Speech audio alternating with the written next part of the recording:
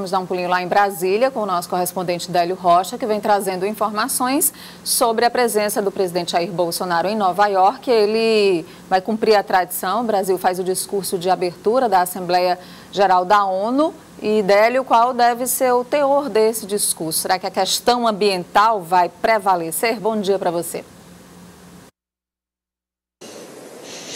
Nádia Rodrigues, bom dia para você, para o Erivaldo Barbosa, bom dia a todos no Piauí. Sem dúvida, viu, Nádia? A questão ambiental vai estar no centro deste discurso.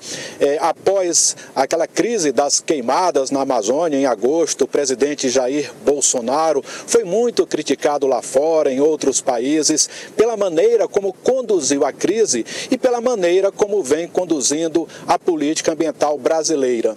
No auge da crise, ele chegou até assim dispor com lideranças internacionais, com presidentes e outros chefes de governo, sobretudo da França, da Alemanha e da Noruega. E neste contexto, Nádia, o discurso de abertura de Jair Bolsonaro na Assembleia Geral da ONU ganha um significado ainda maior. Existe uma expectativa sobre o que o presidente Jair Bolsonaro vai falar neste discurso, sobre como a plateia vai se portar, vai reagir às palavras de Jair Bolsonaro, né, se vai ter protesto ou não. O próprio presidente brasileiro admitiu a possibilidade de ter protesto. Em função disso, muitos aliados do presidente Jair Bolsonaro chegaram a orientá-lo, a pedir que ele não fosse para este evento na ONU, mas ele decidiu correr o risco, disse que vai sim, né, fazer o discurso de abertura, e ele adiantou, Nádia, que deve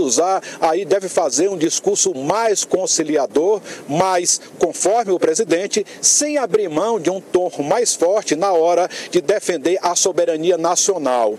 E após esse discurso de hoje, o presidente deve se encontrar com o ex-prefeito de Nova York, Rudolph Giuliani, e este deve ser o último compromisso oficial de Bolsonaro nos Estados Unidos, porque em seguida ele retorna ao Brasil. E nesta viagem, o presidente Jair Bolsonaro foi acompanhado de várias autoridades, entre elas os ministros Ernesto Araújo, das Relações Exteriores, Augusto Heleno, do GSI, e Luiz Eduardo Ramos, da Secretaria de Governo, além do deputado federal Eduardo Bolsonaro. E quem também está na comitiva presidencial é a líder, aliás, a youtuber indígena Isane Calapalo, ela que é muito ligada ao presidente Jair Bolsonaro, está identificada com a política ambiental do presidente da República, mas que é muito criticada pelas lideranças indígenas tradicionais. Nádia. Essa eu não conheço não, viu, Délio? Youtuber indígena aí não.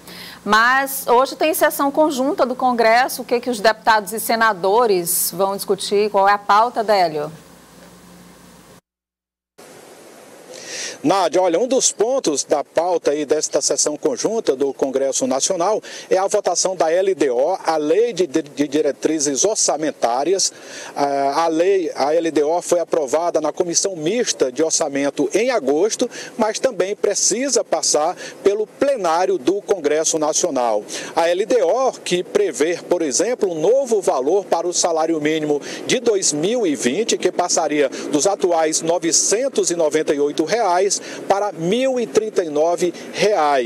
A LDO também prevê aí um déficit primário para 2020 de 124 bilhões de reais, portanto um déficit menor do que o previsto para este ano, que é de 139 bilhões de reais. Mas antes da votação da LDO, os deputados e senadores também vão analisar 15 vetos presidenciais, e entre esses vetos está aquele, Nádia, que envolve a gratuidade de bagagens de até 23 quilos em aviões com mais de 31 lugares. Os deputados e senadores também vão analisar nesta sessão aí projetos de lei que liberam créditos orçamentários adicionais no valor de 5,65 bilhões de reais. Nádia.